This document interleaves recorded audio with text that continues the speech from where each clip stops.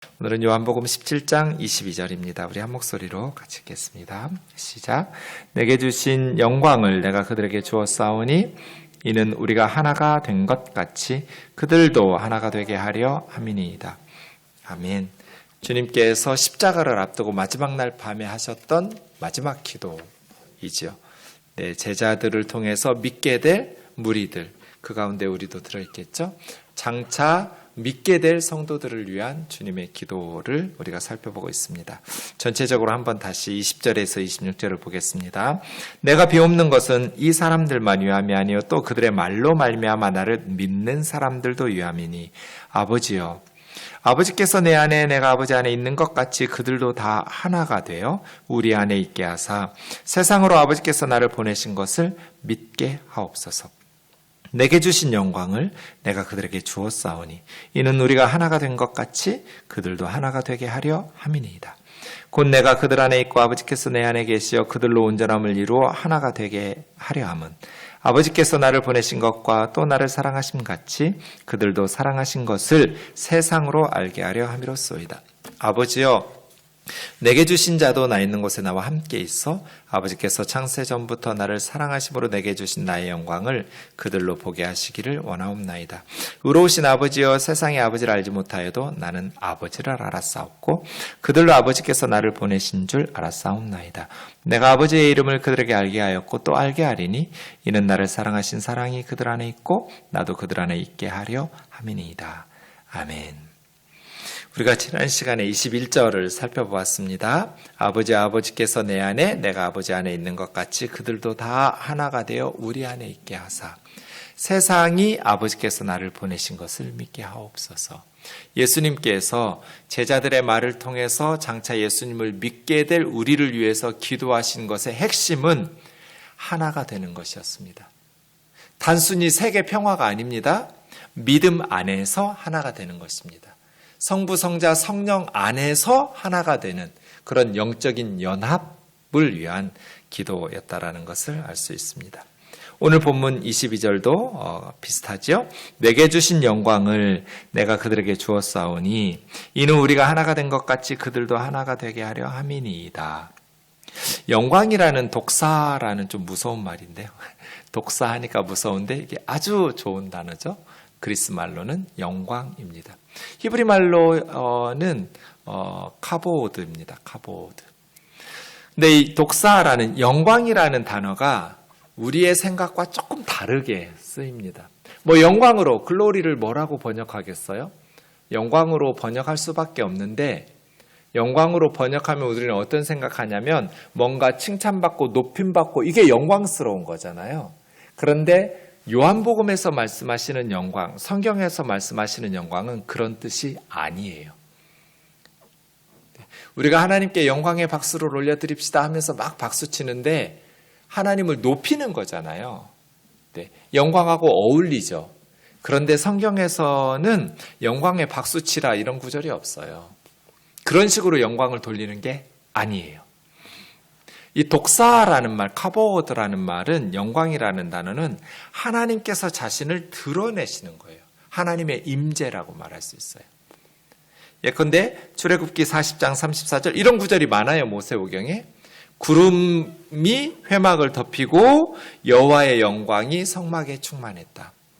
그러니까 하나님의 임재거든요. 구름이 성막을 덮을 때, 구름 기둥이 일어날 때 하나님의 영광이 임하고 또 하나님의 영광이 일어나시고 이런 식으로 표현하거든요. 그러니까 하나님의 영광이라는 말은 하나님께서 자신을 드러내신 거예요. 그러면 요한복음 12장 23절 24절 보세요. 예수님께서 인자가 영광을 얻을 때가 왔도다. 그럼 여기서 영광을 얻을 때는 무슨 사건을 지금 말씀하시는 거예요? 그 다음 구절 하늘의 밀이 땅에 떨어져 죽지 않으면 하늘 그대로 있고 죽으면 많은 열매를 맺느니라. 13장에서부터 이제 십자가가 시작되잖아요. 세족식이. 그러니까 12장 마지막 부분이 인자가 영광을 얻을 때가 왔다는 건 십자가거든요. 하늘의 밀이신 예수님께서 땅에 떨어져 죽는 거예요.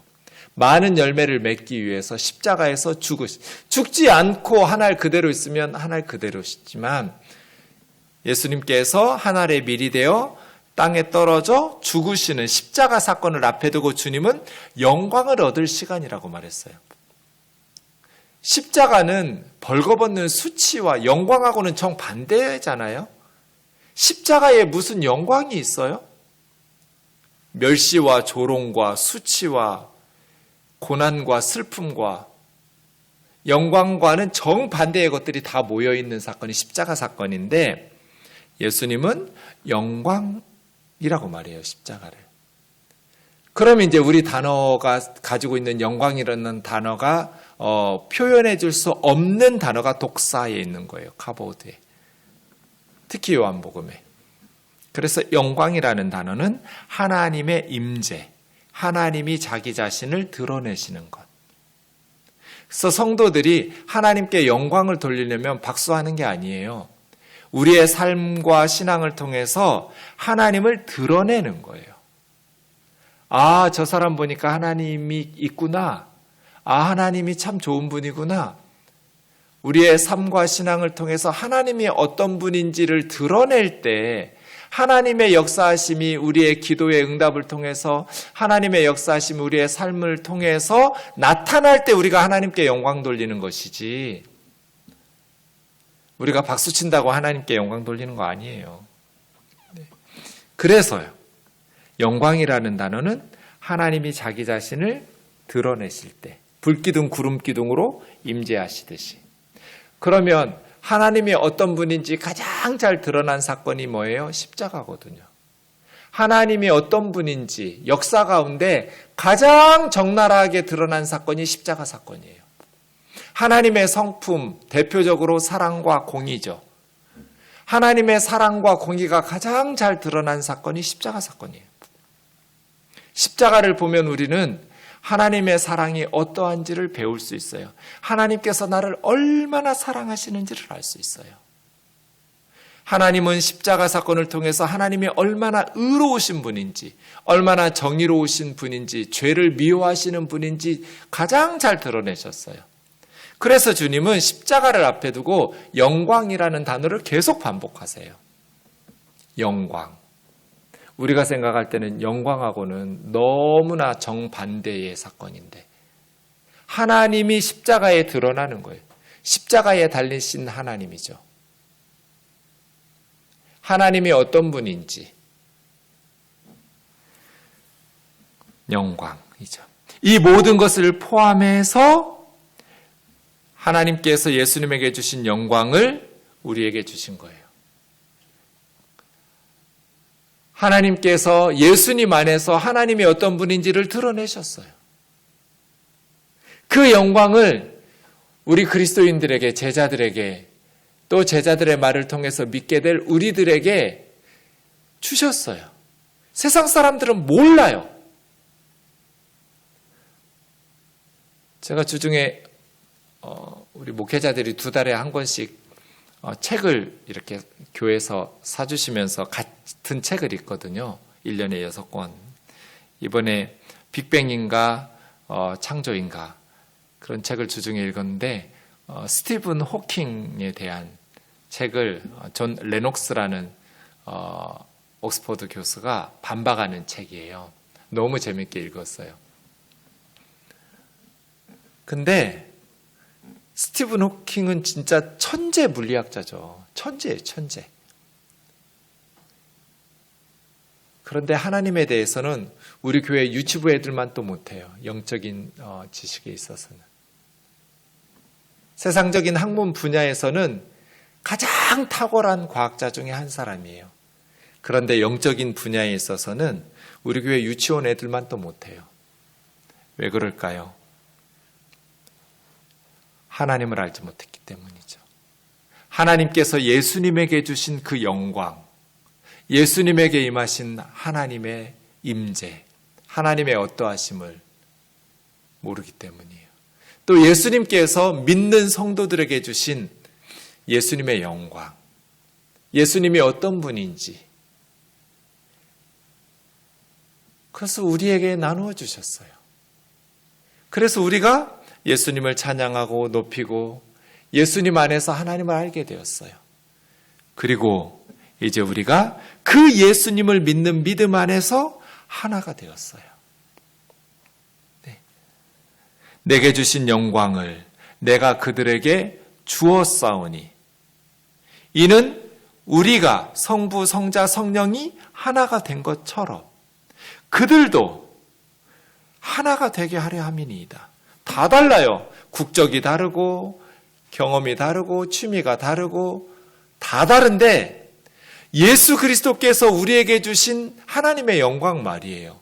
하나님을 아는 지식, 하나님이 어떤 분인지, 하나님 자신을 예수 그리스도 안에서 드러내신 것, 십자가 사건을 통해서 하나님이 어떤 분인지를 드러내신 하나님의 영광을 예수님께서 믿는 우리에게 나누어 주심으로써 우리가 믿음 안에서 하나가 되었어요. 그래서 세계적인 석학들도 알지 못하는 하나님의 구원을 누리고 하나님을 알고 찬양하고 예배하게 되었죠. 그래서예요. 우리는 하나가 되도록 주님께서 기도하신 것을 기억해야 돼요. 우리는 예수님의 기도를 기억하면서 살고 있을까? 그들이 다 하나가 되어 우리 안에 있게 하사 세상이 아버지께서 나를 보내신 것을 믿게 하옵소서. 우리가 하나가 될 때 세상 사람들이 우리가 사는 모습을 보고 예수님을 하나님께서 보내심을 알게 되는 거예요. 그리고 믿게 되는 거죠. 예수 믿는 우리의 모습을 보면서 안 믿는 세상 사람들이 예수님을 믿고 구원받게 된다. 어떨 때? 이건 우리 그리스도인들이 세상 사람들이 할 수 없는 일들을 하면서 하나가 되는 거잖아요. 세상 사람 누구나 할 수 있는 일들을 그리스도인들이 했다고 해서 세상 사람들이 아버지께서 예수님을 세상에 보내신 것을 믿게 될 리는 없잖아요. 남들 다 아는 것 할 때는. 근데 세상 사람들이 할 수 없는, 세상에서는 불가능한 이런 하나됨,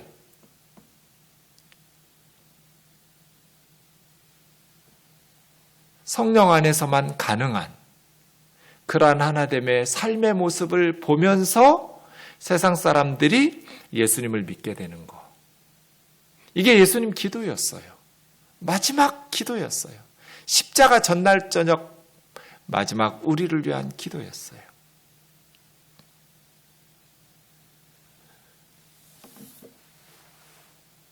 북한에서 공산화될 때 가장 고통받았던 사람들은 그리스도인들이에요. 공산주의는 기독교가 상극이에요. 그렇죠? 그래서 북한이 공산화될 때 누구보다도 많은 희생을 당한 사람들이 교회 다니던 사람들. 더더군다나 더 열심히 다녔던 목사 가족, 장로 가족 이런 분들이죠. 여러분 상상해 보세요. 어느 날 갑자기 엄마 아빠가 죽창에 찔러지고 총에 찔러지고 비극을 당했어요. 그리고 살기 위해서 도망치듯이 남쪽으로 내려왔어요. 그 남쪽으로 내려온 기독교인들이 어떤 트라우마가 생기겠어요? 공산당 하면 우리 가족을 잔인하게 살해한 악마들이죠. 우리 같으면 그렇게 생각 안 하겠어요? 당연히 공산주의라고 하면 아무 죄도 없는 우리 부모 형제를 죽인 사탄의 무리들이게. 자, 이제 북쪽에서 6.25가 일어났어요. 남침이 이어지면서 한반도 대부분 마을에 좌익과 우익이 생겼어요. 그때는 지금처럼 이렇게 지혜롭지도 못하고 정보나 지식들이 토론되어지지도 못하는 사회여서 공산주의자들이 주장하는 내용을 남한 사람들 70% 이상이 찬성했어요. 사회주의를 찬성한 사람이 70% 이상이에요. 거의 대부분이 북쪽의 사회주의에 주장하는 그 비전에 동참했어요. 왜냐하면 있는 사람 없는 사람 없이 평등하게 살자는 거잖아요. 얼마나 좋은 세상이에요. 5,000년 한반도에 이런 천지개벽할 일이 일어나다니. 그동안 극소수의 양반과 지주들 밑에 다수의 백성들은 짐승과 노예들이었잖아요. 그건 인간이라고 말할 수 없었어요. 세상 어느 역사를 살펴봐도 자기 동족을 출신이 다르다고 가난하다고 그래서 개, 돼지처럼 여기던 나라는 없었어요. 조선밖에.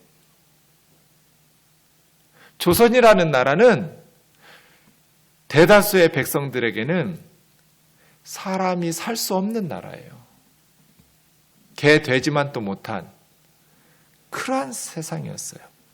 그런데 갑자기 천지개벽이 일어났어요. 그동안 억압하고 착취하던 부르주아들을 다 죽이고 평등하게 살자는 거예요. 지상 낙원을 건설하자는 거잖아요. 얼마나 구호가 멋있어요.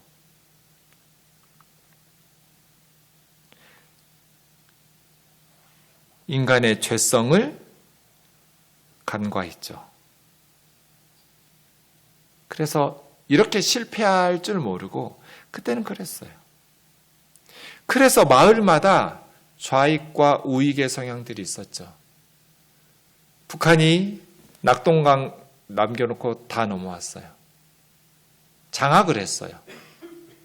그때 기독교인들 또 좌익에 동조하지 않는 사람들 학살하죠. 다시 메가더의 인천 상륙작전이 성공하면서 좌우익이 이제 힘이 바뀌었어요. 어떻게 했을까요? 남쪽에 내려왔던 기독교인들이 어떻게 했을까요?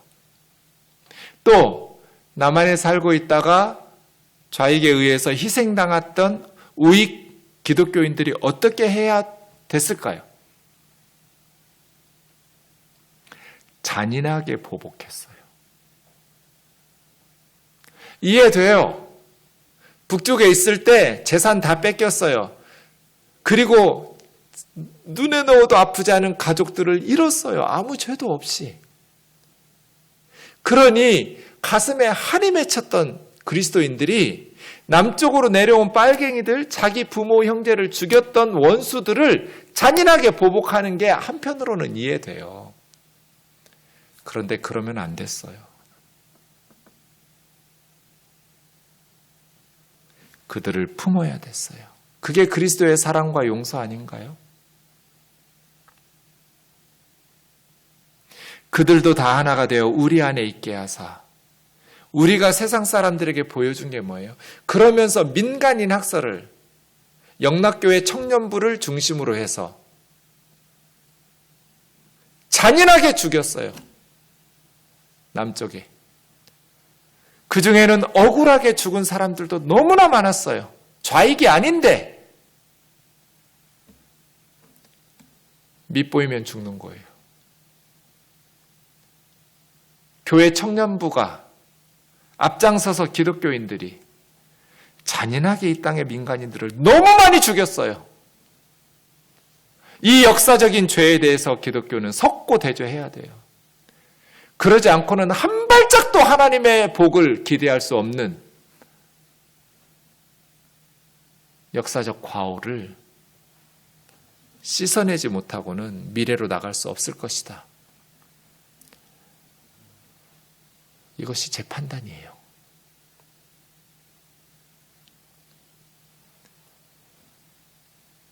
거의 모든 마을에서 민간인 희생이 있었어요.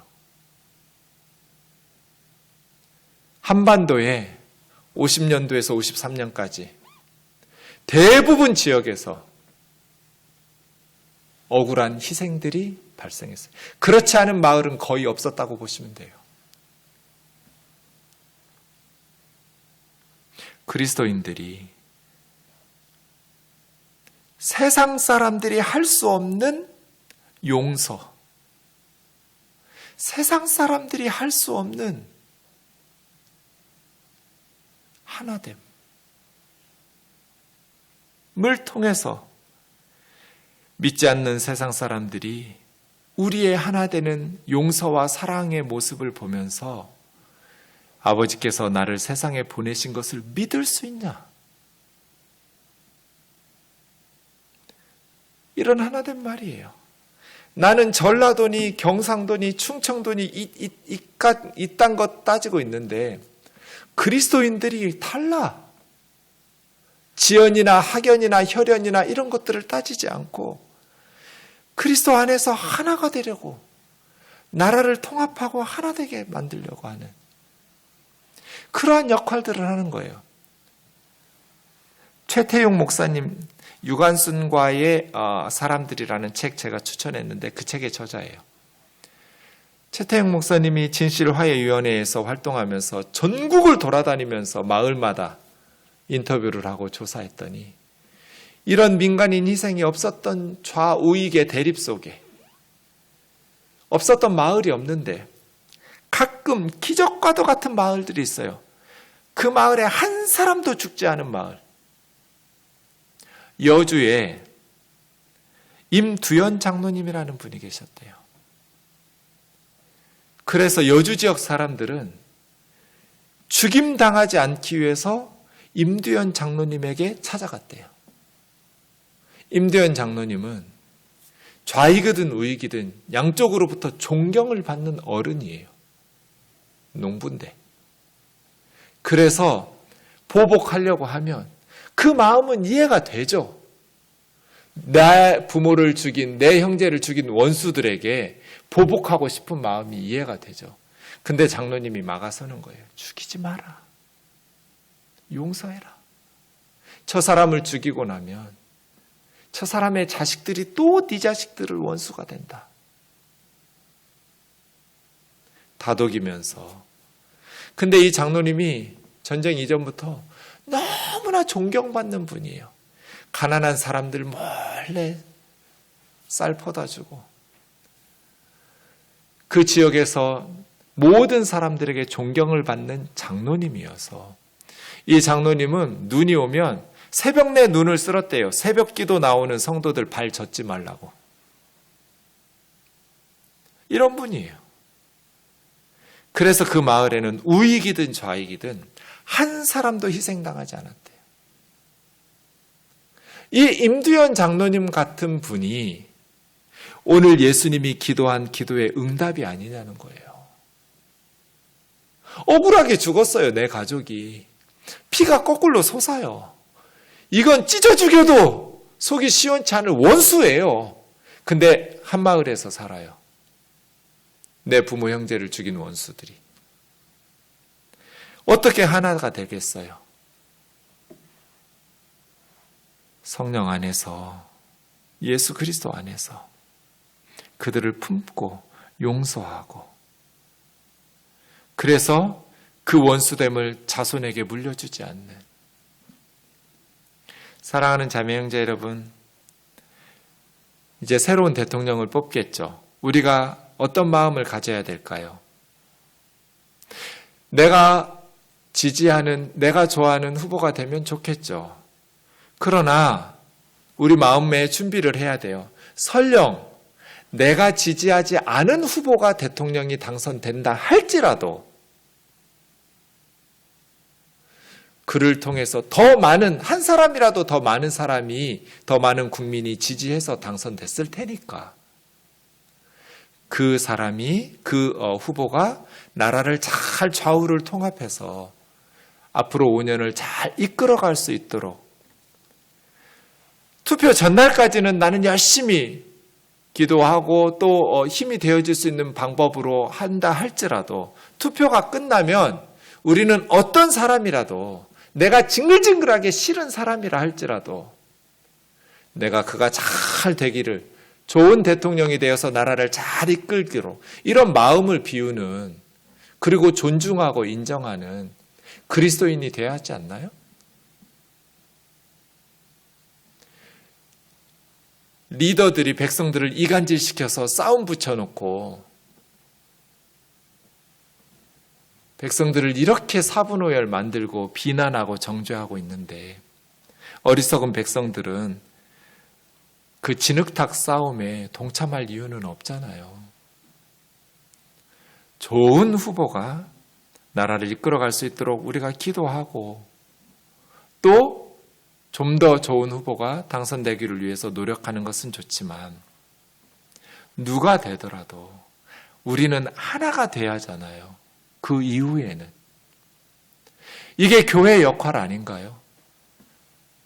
심각한 갈등과 분열과 싸움이 있는 곳에 그리스도는 우리의 평화라고. 에베소서 2장 11절 보세요. 그는 우리의 화평이라고. 둘을 하나로 만드사 원수된 것 중간에 막힌 담을 자기 육체로 헐어버리셨다고. 이게 하나님과 우리 사이에 율법의 모든 것들을 헐어버리기도 하지만 그리스도는 우리의 평화예요. 예수님이 가는 곳마다 둘이 하나가 돼야 돼요. 믿음 안에서 말이에요.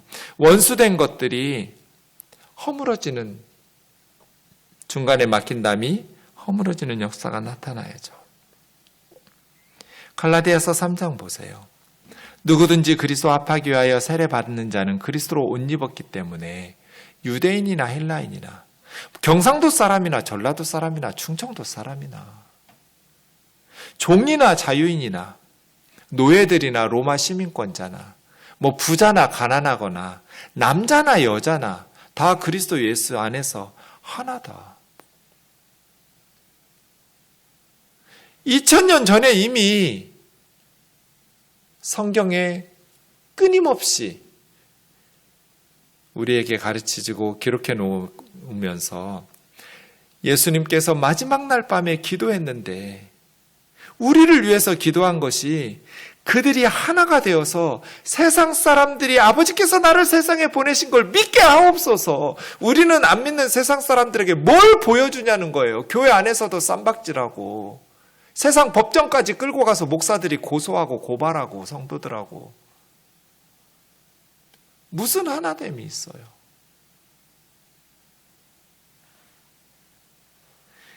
이 땅의 역사를 회개함으로 풀어야 돼요. 그리스도인들은 달라야 돼요. 주님께서 우리를 위해서 하나가 되도록 기도하셨단 말이에요. 그러면 우리가 가는 곳마다 갈등이 완화되고 중간에 막힌 담이 허물어지고 그리스도 예수 안에 있는 사람들이 유대인이나 헬라인이나 총이나 자유인이나 남자나 여자나 다 하나라고. 우리가 가는 곳마다 주님의 평화가 나타나는 귀한 은혜 있기를 원합니다.